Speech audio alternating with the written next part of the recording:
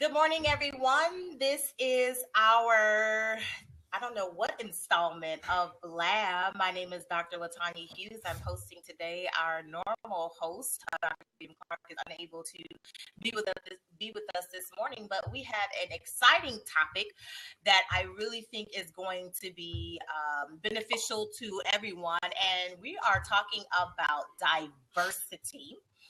But before we get started and dive into this really big issue, I want to give my colleagues, Dr. Bolzer and Dr. Foster, an opportunity to introduce themselves. We don't want to take for granted that everyone knows who we are. So I'm going to let you all introduce yourselves. Go ahead, Karen. Who first? I can't see Dr. Foster or hear him. So you guys are going to have to give me prompts. We're going to give you prompts. Okay, so Dr. Bolzer, you go first. How's that? Okay, I am Dr. Bolzer, and my doctorate's degree is in leadership and consulting. Currently, I'm a dean at a local university here in Newport News, Virginia. I do consulting on the side for small to medium businesses. I have a book out right now, and my passion is just to make Christian leadership awareness in organizations, just as well as leadership in general. So there's my little 5-second introduction.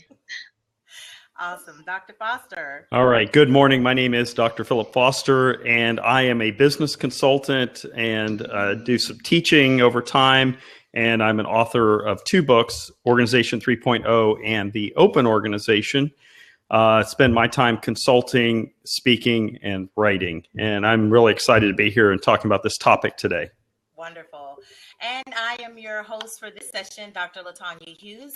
My specialty is in leadership as well. I focus on primarily mentoring and developing leaders, particularly those of influence in the arts and entertainment industry, government, and education. So that's me. I do have a book out. It's called Pillars for Christian Mentoring, and I just got some feedback from someone who just recently read the book. So I'm pretty excited about it being in use at someone's workshop. So I'm pretty excited about that. And so let's dive into our topic today. We're talking about diversity, and one of the reasons why we're talking about it is because I know me personally, I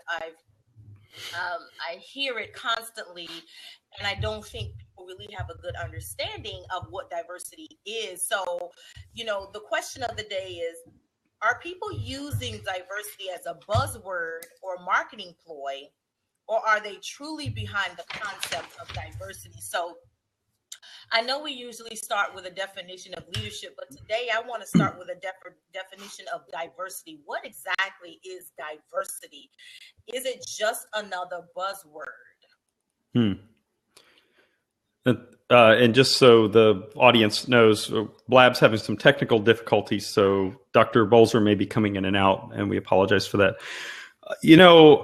I really struggle with this word diversity. And I don't know if it's a Caucasian issue or just the issue that I don't surround myself in atmospheres where diversity isn't happening, or I'm not sure. And so I really struggle with this concept, and not because I want to, but because I'm not sure if I really immerse myself in that situation where there isn't diversity. But for me, diversity is about people of different ethnic, cultural, religious, male, female, working together, coming together to do something that needs to happen. Maybe it's church, maybe it's a social event, maybe it's work. And so to me, that's what diversity is. Maybe I'm speaking from a level of ignorance or Caucasianism, if you will, but that's where I am with that, and it's really, honestly, I struggle with it, and I'm just laying it out there as I'm not sure. Okay, Dr. Bolzer, we are actually starting this session off with, instead of defining leadership, we're defining diversity. So what is diversity? Is it just another buzzword?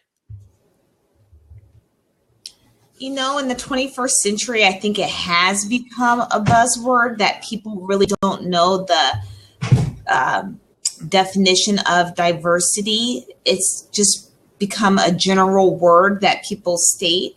Diversity can include anything from religion to different perspective on topics to race to anything. And so I guess the question is, do we define diversity pertaining to a different situation or atmosphere or climate, or do we just generalize the statement as a whole? You can see in government today, diversity can be associated with same-sex marriage. It can be associated with Iran. It can be associated with Donald Trump running for president. So I guess I'm trying to say is diversity is defined or should be defined in context of what the subject matter is. That's good. I think one of the things about diversity that we in Western culture and speaking here in the United States, we limit diversity to Title VII of the Civil Rights. We really do. We think diversity is in this box that's already predefined. And like you said, Dr. Bolzer, I don't think diversity is predefined in a box. It has to be defined in context, because diversity in an organization is different than individual diversity. It boils down to perspective, I believe. And I believe that's one of the reasons why we as a society as a whole globally struggle with diversity, especially here in Western cultures, because we see it again in the context of Title VII, when diversity is so much more than race, religion, sexual orientation, all of these different things that are outlined in Title VII. So this leads me to my next point of, why does diversity even matter? I want to start this particular segment off by saying quickly, I think diversity matters because of the climate that we're living in globally and all of the racial tension that we're seeing.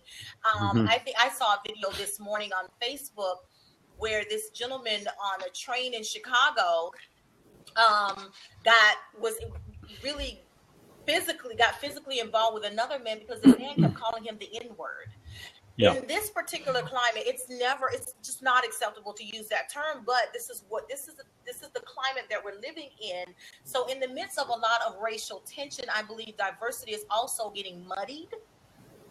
The intent of diversity is getting muddied by racial tensions. And that shouldn't be the case. So let's really dig into why diversity matters. So I'm going to let you take it, Dr. Bolzer. You start off with telling us why you believe diversity matters.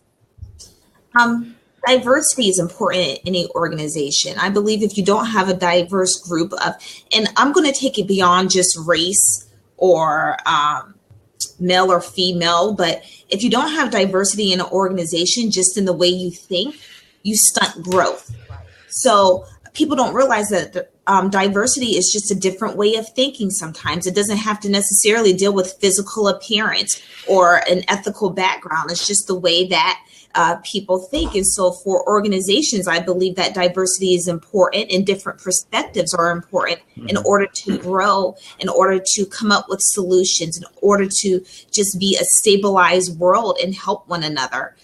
So I believe that diversity is a lot to do with thinking and not just the physical appearance of someone.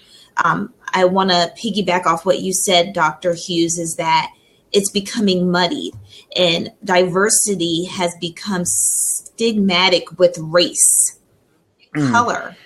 And that's not what diversity is. Diversity is not racial conflict. But I believe those two terms are being put together. And anytime you hear diversity, oh no, it's a color issue. And so I think the lines are becoming crossed. So what do we do in order to fix that? How do we define it? Where do we go? That's good.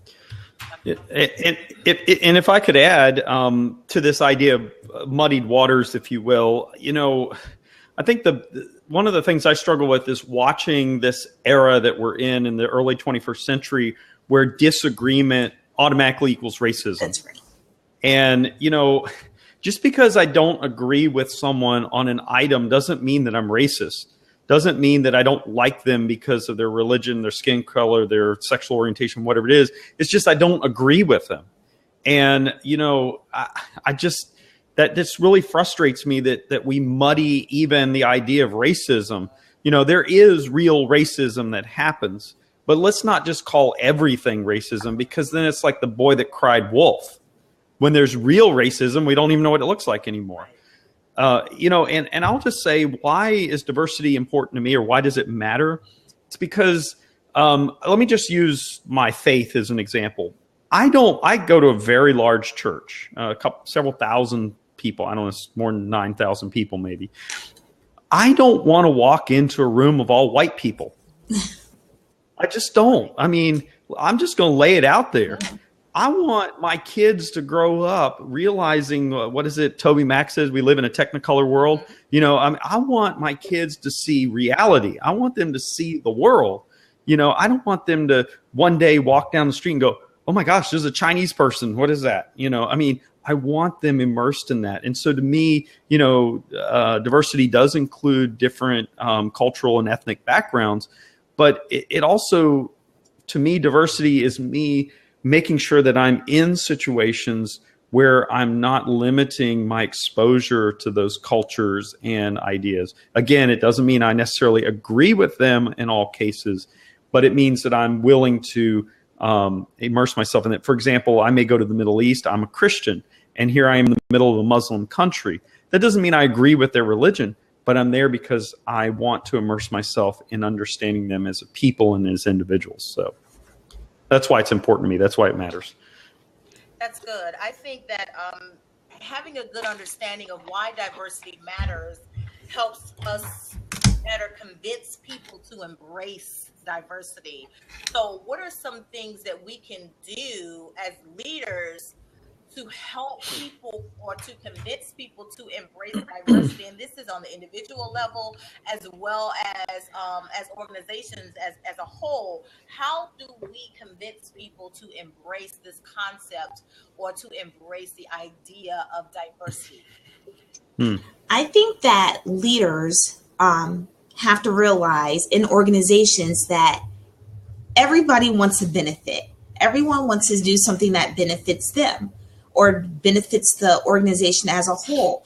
And when I think of diversity, it basically maximizes an individual's or an organization's potential and effectiveness. And so without diversity, are you really utilizing the tools and maximizing the potential benefits and effectiveness of yourself, others, and the organization? So I think when we talk about diversity in a workplace or organization, we have to make it imperative for leaders to understand that this is going to maximize your effectiveness and potential.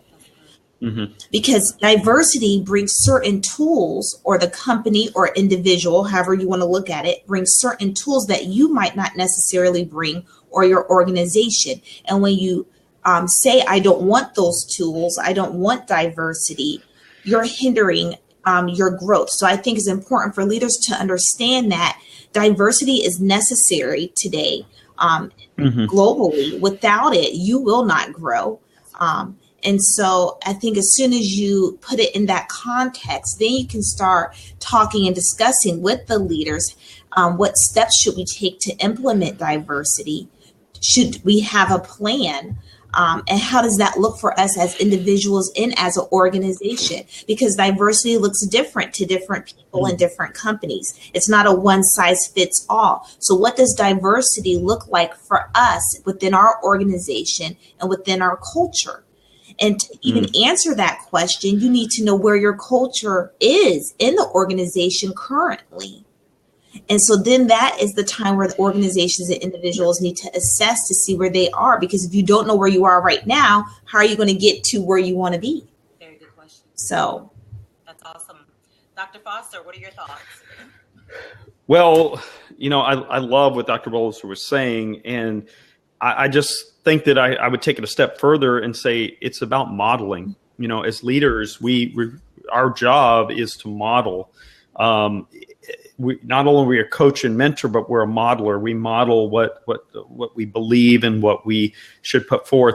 And since I don't know, I've been out of undergrad school for 25 years or so, and you don't have to say how long you've been out, but more than 20 years. Let's just say that. Right. All right. And cut me open, count my rings. But, from my my second job out of college, my first job out of college, I worked for a tier 1 consulting firm. It was very white. It was very Anglo-Saxon. It was, the typical wingtip shoes and, top down, beautiful suits and everything. And even the women in the workforce were very minimal. And so I stepped into that world. I'm like, this is what I signed up for when I did it undergrad. But my next job, I worked for a software company, and this was in Tampa, Florida. And I was one of 2 white people in the whole organization. And when I say white people, I mean I was a white American. Everyone else was Turkish, Chinese, Japanese, British. You name it, it was United Nations. And I was one of maybe 3 white people in the whole organization out of 25. And so my idea was I need to model diversity even at that time. This was the 90s at that point. And I didn't look at someone by their skin color or their nationality. I looked at them, can you do the job? And what I found is when I am focused on the individual and their skill set, I end up becoming very diverse in my hiring practices. And that followed me all the way through to my last job before I stepped out into self-employment as a consultant. I worked for a media firm out of Nashville. And my department, I was the CFO, my department was very diverse. And again, I was the only white guy in the whole department. And there was all sorts of ethnicities and skin colors there. But I would ask the question as a Caucasian, does Title VII really benefit diversity? Does it really put forth diversity? Because then we get in this argument is being diverse in one respect causing, non-diversity in another way. In other words, is it all women of a certain ethnicity in an organization, or is it all Chinese people or whatever? I don't know. I ask these questions out loud because I don't know the answer to it. And I often wonder that. Reverse discrimination, I guess, is the buzzword we use. So I think that's awesome. And that last question you posed leads me to wonder, there's in high, I know here in the US we have something called the oh my goodness, it just lost me, but it's where you have to have it'll come to me later. I'll come back to it. But you raised a good point about reverse discrimination and the hindrance of Title VII as it relates to diversity, particularly in the workforce. And I like your point about the fact that sometimes in embracing diversity in one aspect, it negatively affects diversity over here. So how do we find a balance between the two? So I think that's really important because it leads to a question on fear. Because I believe people respond to diversity differently, and the underlying current sometimes is fear. So why do people fear diversity then? Is it because of racial tension, or is it, for lack of a better word, is it ignorance? Because people fear what they don't know or understand. So is it a matter of fear, or is it a lack of ignorance? So why do people fear diversity, or is it even about fear? Well, we can step back to our own doctoral training, and I think it comes back to the concept of cultural relativism. We protect what we believe to be true to us. So you're gonna protect your mama and your daddy, right? Okay, you're gonna protect your brother and your sister if someone comes after you. You're gonna protect your religion or your culturalism if someone's coming after it. That's cultural relativism. You're going to fight for what you believe is true. So I think that part of the issue that we deal with when we're dealing with diversity is this issue of cultural relativism, and how much is my belief system rubbing up against and pushing against your belief system. And I think that, we call that fear as one way. But, I think we, more than fear, we respond to how is my cultural attributes being threatened by someone else or some other system. That's good. That's good. I like the concept you're talking about, people feeling threatened. I think that's a big issue with a lot of people, because now there's this concern about this person's going to come and take my job. But then it leads back to your previous point of, are you even capable to do the job? Do you have the tools to do the job? Why be afraid of someone else who comes in that looks like you, talks different than you, or even looks like you, but has a different thought process, leading back to what Dr. Bolzer said earlier about diversity in thinking? Because this person may look like you, they may sound like you, but they think differently, and they come to the table with a different set of tools or skills. Now there's this panic inside of the individual that says, you're going to come and take my spot. So how do we manage that as leaders to help deal with that intimidation that other people feel when someone who's slightly different from them comes on the scene?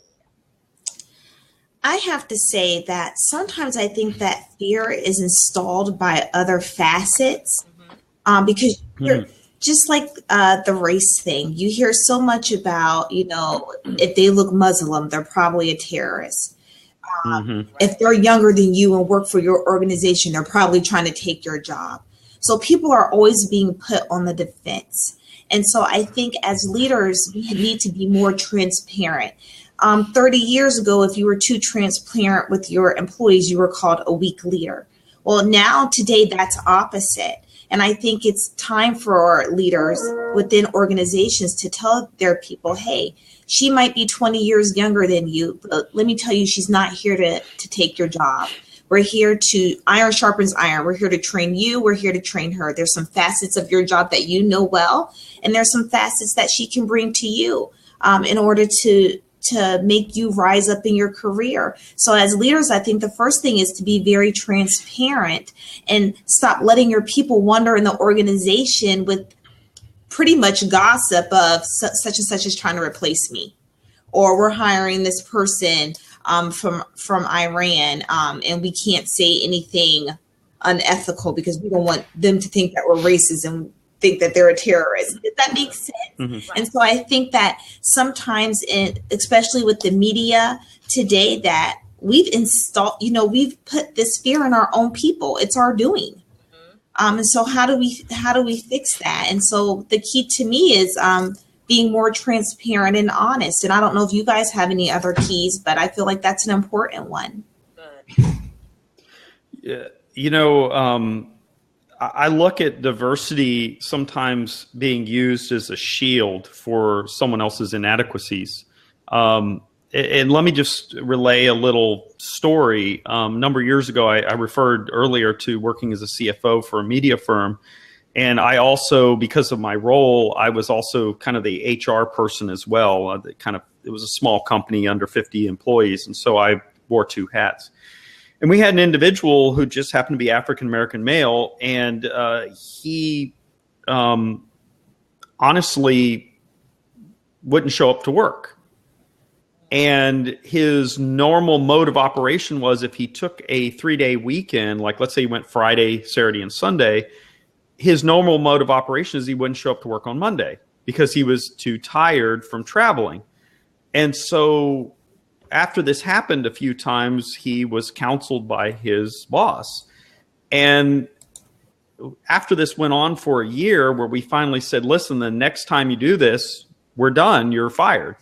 And so at the end of that, he accused me and the other people involved that we were racist, which kind of made me laugh because I had the most diverse division in the whole company. I mean, even my bookkeeper, who is an African American female, said to me, what? You're like the godfather to my children, and I can't believe this. And so, sometimes I think we have to be careful on all fronts that we don't use diversity as a shield for inadequacies or inabilities to operate. But let me just say one other thing to address what Karen said. I'm writing a new book that's focused on how we deal with employees that are distributed around the world.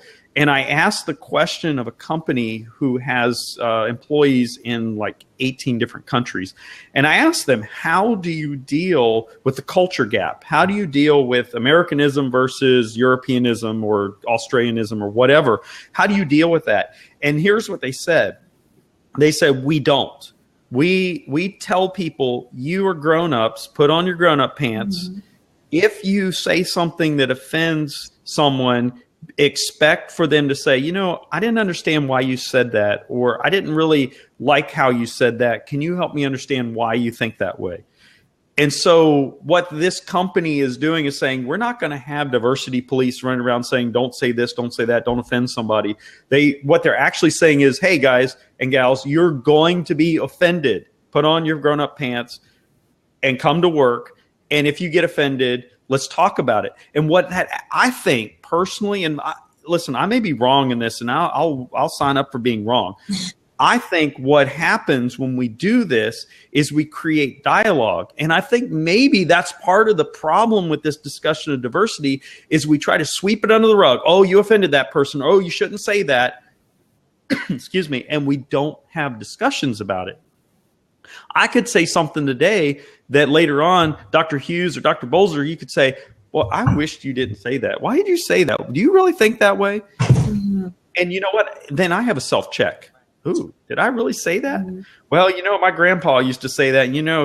He grew up in the 30s, and God knows I probably have some of that residual left over from that racism. I mean, that's how the dialogue needs to happen. How do I know I'm wrong if someone doesn't say, hey, why did you say that?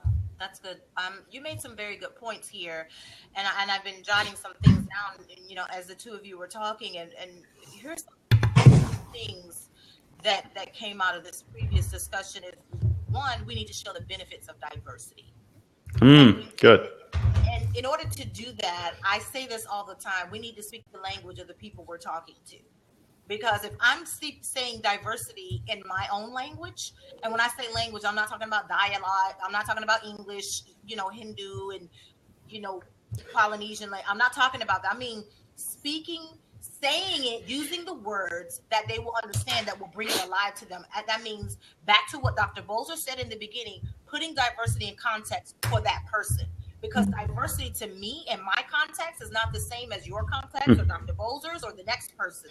So one, we need to show the benefits of diversity and speak in the language of the person or persons or even organizations that we're speaking to. So that points to, if we're talking to organizations and working with them, we need to find out, what is their culture? Do they even have a culture of diversity? And if they do not, find out why. Or if they do, and it's not alive, so to speak, then we need to find out what's going on. What's the undercurrent that's kind of negating that diversity? And the other thing is to have open dialogue, ask those tough questions. But one of the things I think is very pivotal with what you said, and it came to me when you were talking about, does Title VII benefit diversity, is affirmative action. What has affirmative action done to impact diversity, and particularly here in the U.S.? I don't know why my earphones keep falling out my ear, but what has affirmative action done to affect diversity here, particularly in the U.S.? Because we have laws and things governing us in the U.S. that no one else has. And isn't it interesting that a lot of these laws we have really have the opposite effect of what they're intending, and other countries don't have those laws and they don't have those issues? That's very interesting to me. And you made the point about how in other places where you go, they will tell you, listen, if you say something inappropriate, put your big pants on, just like you said, and deal with it. Mm-hmm. You don't need a set of laws to govern your behavior, but here in the West we do. And it seems like the more laws we have to help govern behavior, the more issues we have with the offending behavior. So I think That we really that need to that dig into that a little bit more. yeah, that leads me to the question: if the more emphasis you put on something, the more attention you draw to it. So it makes me wonder sometimes, do we really have the problems we have with tensions, or is it a perceived problem? I'm not saying we don't have problems. I mean, I want to be clear on that. But the question is, do we really have the level of problems we have only because we spend all of this energy drawing attention to it? It's kind of like if we use scriptural terms, they say, get the boulder out of your eye before you get the stick out of your brother's eye. You know, are we? You know, what attention are we drawing? I'm so focused on the little twig in your eye that I don't see the boulder in my. You see what I'm trying to illustrate here? I don't know. Again, this is an area I struggle in, but I wonder out loud.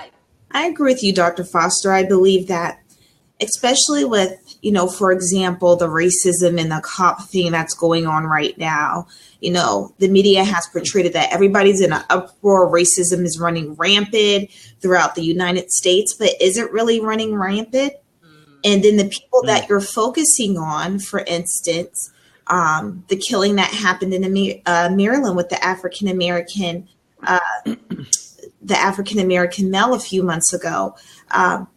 The spotlight portrayed that all African Americans hate cops, are in an uproar about it.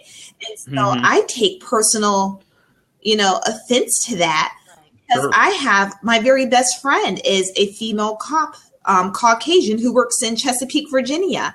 And so the media portrays it like all African Americans are in an uproar. We hate cops. And because something happened, an incident happened, which was a very devastating incident. And you're right, Dr. Foster, there are problems, but are we making these problems more than what they really are? Are we making it a national crisis when it's probably really not a national crisis? It might be just within one locality, or, it is, I'm not trying to say that it's not a problem, but sometimes we magnify things so much that it's a bigger issue than what it really is. And same thing about workplace diversity. I like that Dr. Hughes said that speaking the language of that person. Let me give you an example. I wasn't brought up in an all African American community. Actually, me, my brother and sister were the only 3 African Americans at our elementary school. So I was always surrounded by Caucasian people. And so you can probably tell that in my body language, the way I dress, the way that I speak, and there's nothing wrong with that. But also we face, and probably Dr. Hughes might agree with this some, as being a professional with your doctorate's degree, you face scrutiny from the people that you think you should relate to the most, because you're not good enough.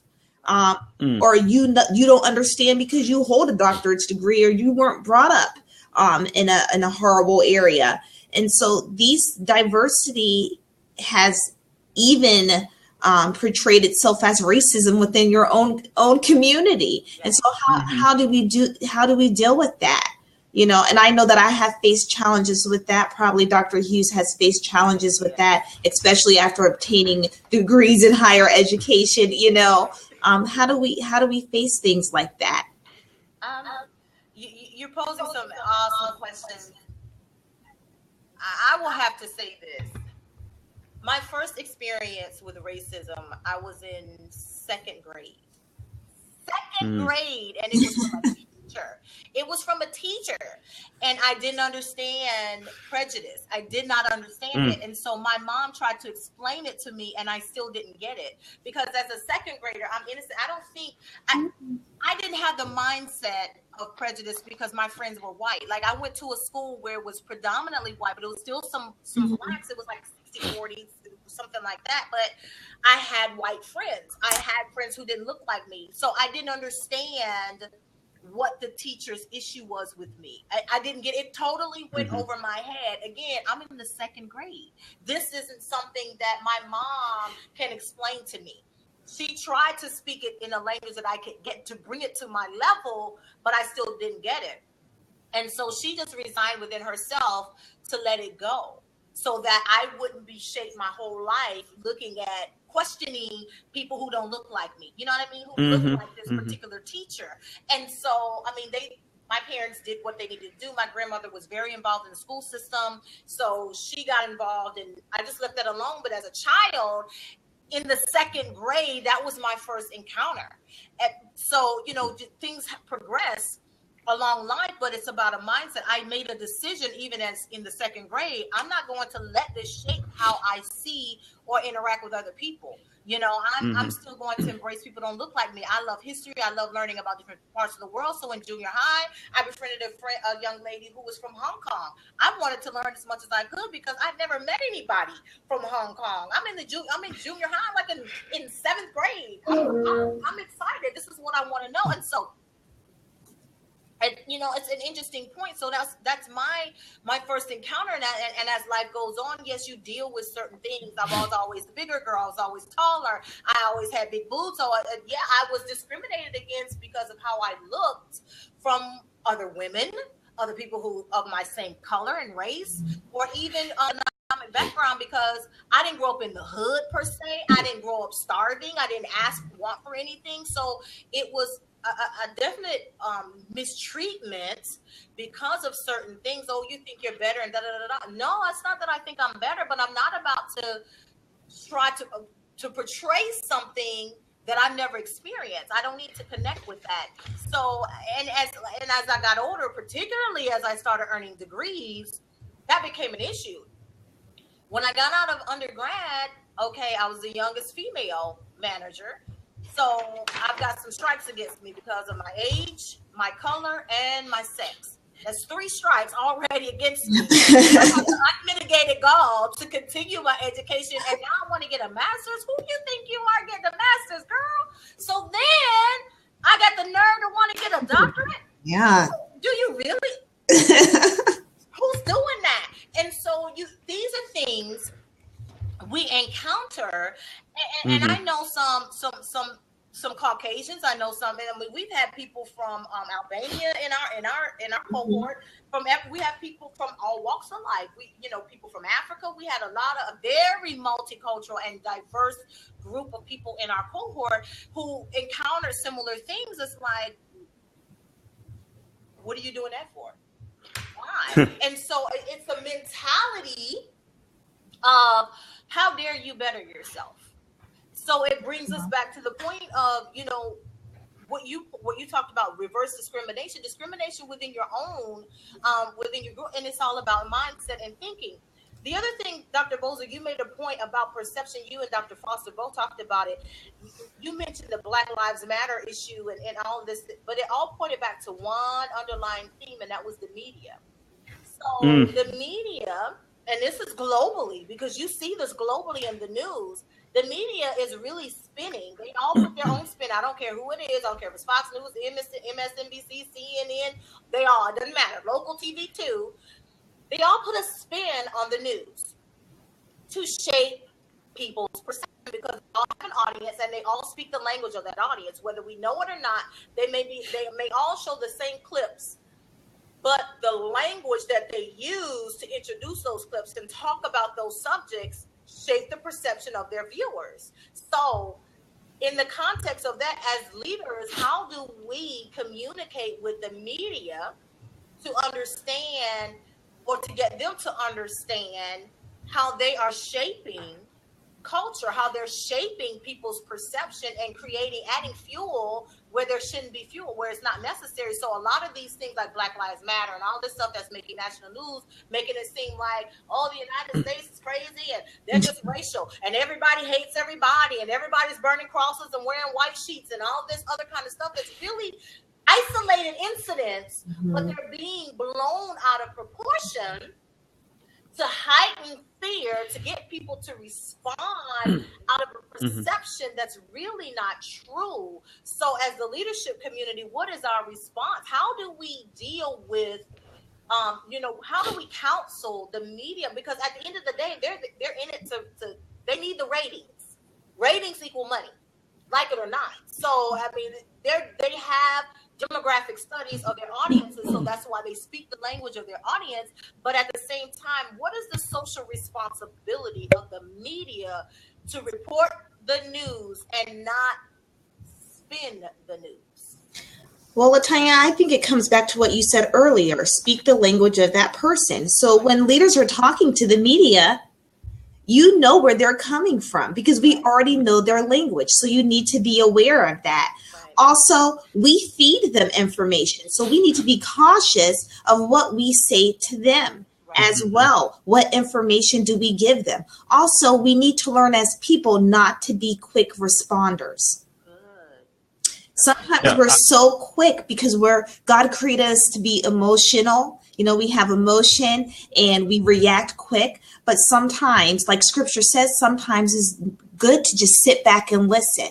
Right. And then think about your response. But as people, especially in the United States, we are very overreactive, more than you see with other countries. Look at the media in other countries and the way their leaders respond to the media, and then look at how we respond to Fox News, CNN, and Donald Trump. For instance, Donald Trump is running for president, and people are in an uproar. Oh my gosh, I'm leaving the United States. What kind of reaction is that? Where are you going? You know what I mean? So those are the responses that also make us look ignorant. Right. It makes us not, we're looked at as unstable, uneducated, we're reactionists, we can't think, and anytime something upsets us, we want to run away. Right. We want to retaliate. And that's exactly what happened with the incidents between the cops and the man who got shot, actually there was lots of people who got shot, but people were so quick to say, oh my gosh, they killed an African-American man, let's react. Let's react. Let's react. And all these reactions cause what? This chaos and confusion. And now when the justice system is doing their job to control the chaos and the confusion, oh my gosh, we're being attacked. It's racist. And there's no ownership of responsibility and role of what the individuals played. Not saying that the cops were right in those certain incidences. That's not what I'm saying. But we are in control of our own reactions. And so it's because, a cop did this, now I have the right to do this. This doesn't make any sense. And so I think we need to learn how to take a step back, breathe, think about the situation at hand, and how can we respond to it instead of being quick reactionists? Because quick reactionist has gotten us where we are today. Well, I would also say that we have to be careful because there are some, I'm not saying all, but there are some people out there that use the media to present their own agenda. Yes. And so, again, whether I agree with them or not, we have to recognize that part of the problem is certain individuals using media for their own devices, for their own propagation. I don't know if any of this is true or not, but there was a number of years ago where there was some things going on where a kid got shot or something, and then you had all these, high-level leaders that are in the media a lot came swooping in, and then they were accused of asking for money from that community. And I'm sitting there watching all this and saying, are they really there to help, or are they propping up their own agenda? So, how do we as leaders deal with the media? I think one of them is to recognize they're using us and we're using them. And so how do we responsibly use the media? And I think responsibly would be to present our own case the way we see it, because remember, there's cultural relativism involved there. I want to go back and talk about this think you're better, how dare you be better, how dare you better yourself that Dr. Hughes was talking about early. I think that those are diversions from the truth. And it's kind of these individuals where they feel less of themselves and you're doing a really good job, so they want to bring you down to their level. That's cultural relativism. You're attacking my lifestyle because look at you. You went out and got a master's degree. You went out and got a PhD, and you live in a nice house or a nice apartment. You drive a nice car, and I live in the hood. Right. Why? Why do we all have to be that way?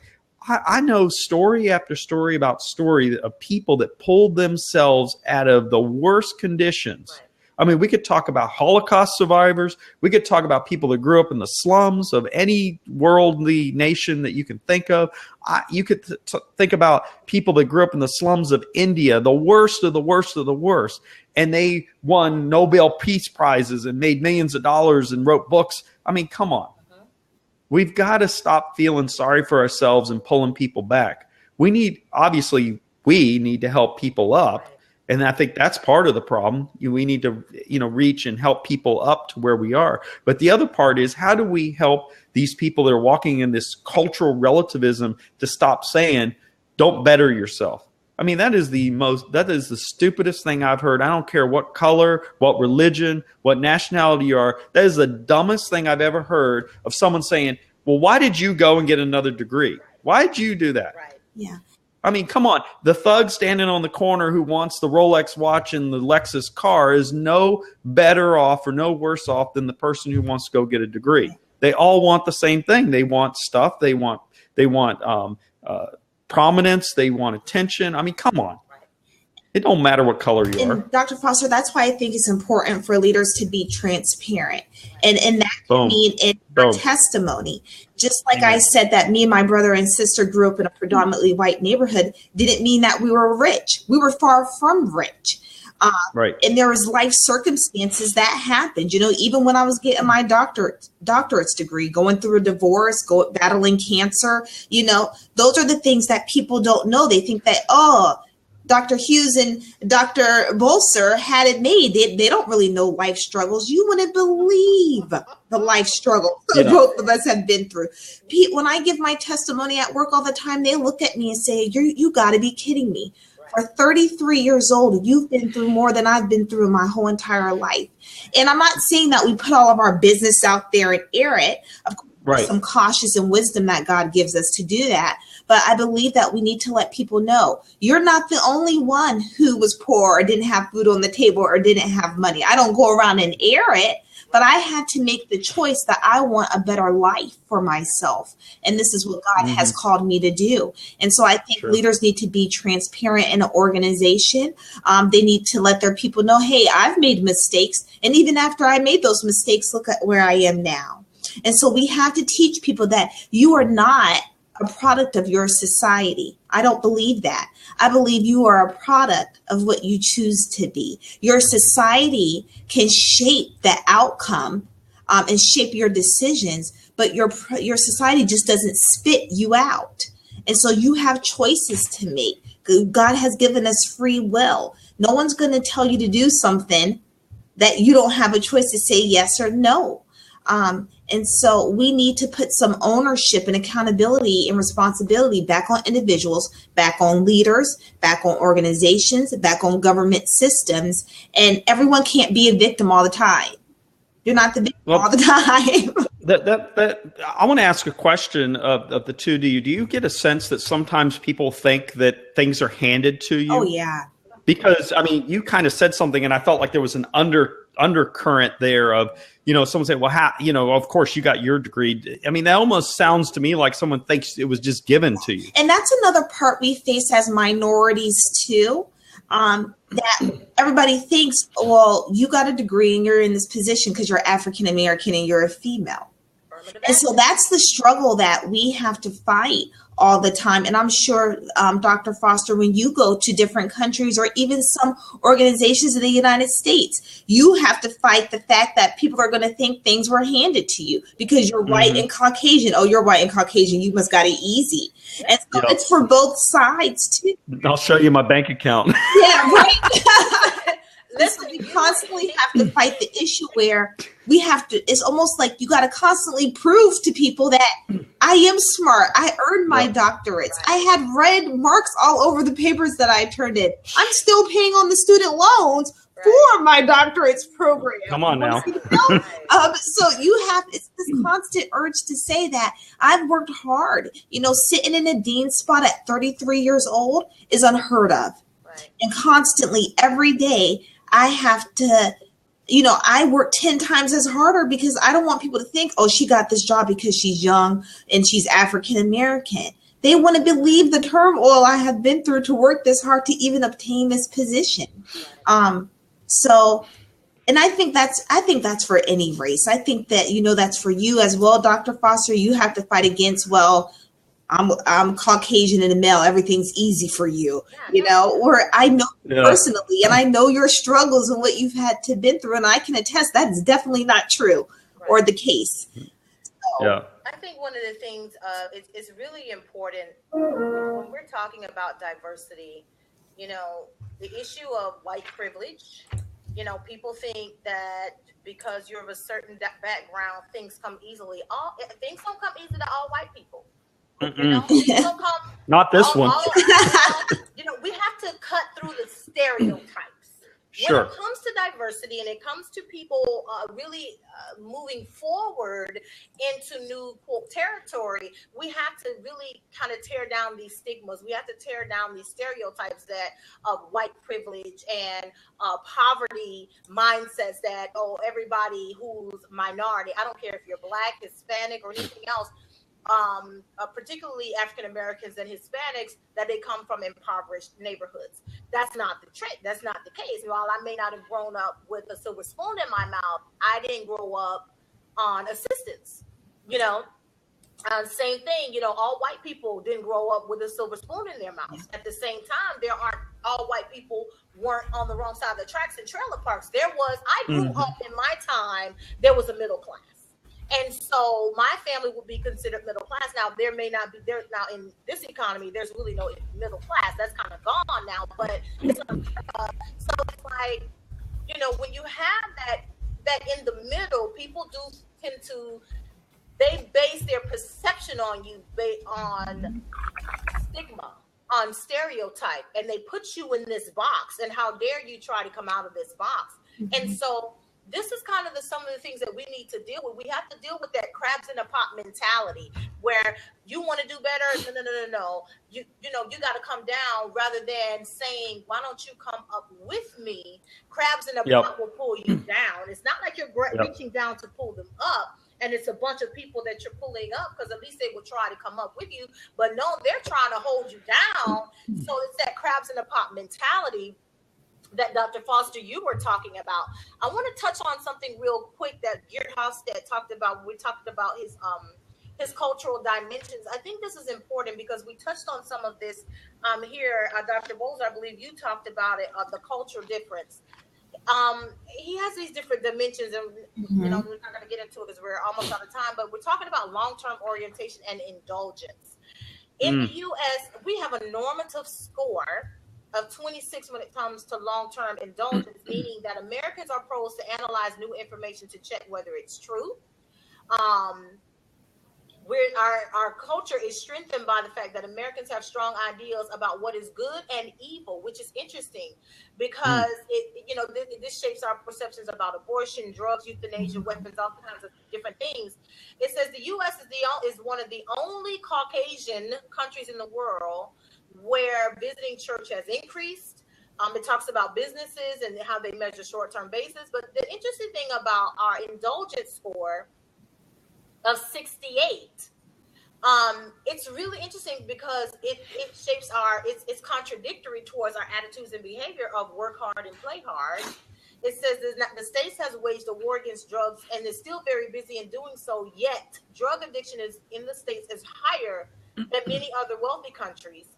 But this is what I find interesting. When it comes to indulgence, it says that America is a prudish society, yet even some well-known televangelists appear to be immoral. What does all that have to do with diversity? We're talking about the media. We're talking about perception. We're talking about influence, particularly among leaders. As leaders, where do we draw the line with how we mentor other people? And that's on an individual basis, organizational basis, as it relates to diversity. How can we influence or get people to embrace diversity if as a leader, you know, for example, is in front of people, say, take a televangelist or, you know, some influential leader who in public, on the news or any public opportunity they have, they're pushing diversity. Oh, they love people. They're it's all about inclusion. But behind closed doors, we find out it's very opposite. Some hidden conversation that was supposed to be off the record comes out, and it shows that this person is very hypocritical. they really don't believe what they're saying in public, but they're shaping what they're presenting this persona, which negatively affects whether or not people really embrace diversity. So as a leadership community, how do we use these cultural dimensions to really help shape or foster diversity and giving everything that we've talked about here today, talking about, people being a product of society, of their decisions and not of society, when their decisions are really shaped by perception and perception of what's in the media, who they're listening to, who they work with, all of these different dimensions that come into play that shape and affect whether people really truly embrace diversity. How do we as leaders respond? What is our responsibility overall to diversity? Well, for one thing, I believe that you can't take everything at face value. You just can't. Just like we have someone running for political office right now and it's kumbaya, but we know the pattern in the past. You always have to look at people's past and patterns as well. Also, God said you'll know them by their fruit. And so are they walking the way they're talking? Right. That's a big one, because people can claim and say anything, but you can look at the way they're walking, their reaction and what they're doing to see if it lines up. If it's not lining up, there's some red flags.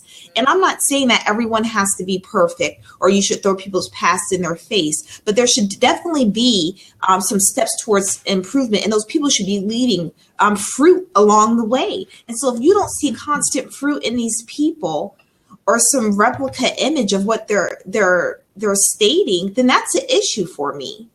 That is a definite issue.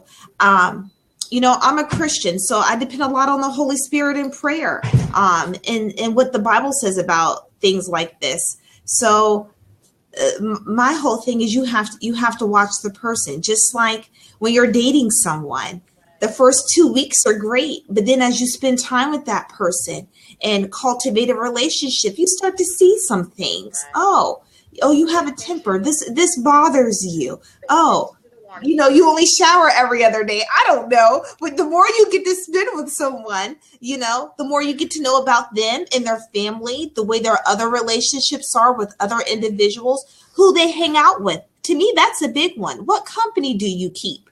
Right. Because the company that you keep oftentimes reflects yourself. That's true.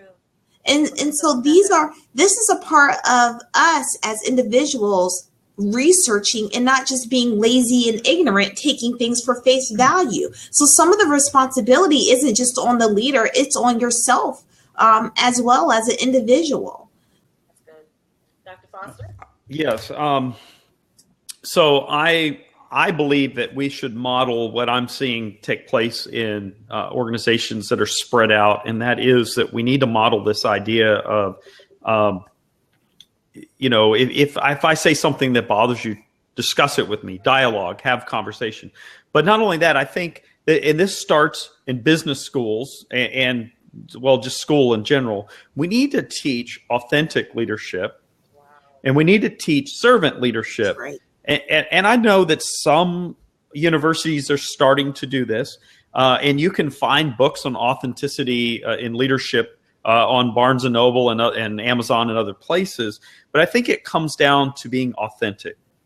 What we say in our privacy is where our heart really lies. What we say in public stage obviously is a public persona. We need to work hard as all races, as all ethnicities, as all backgrounds to do away with stereotyping.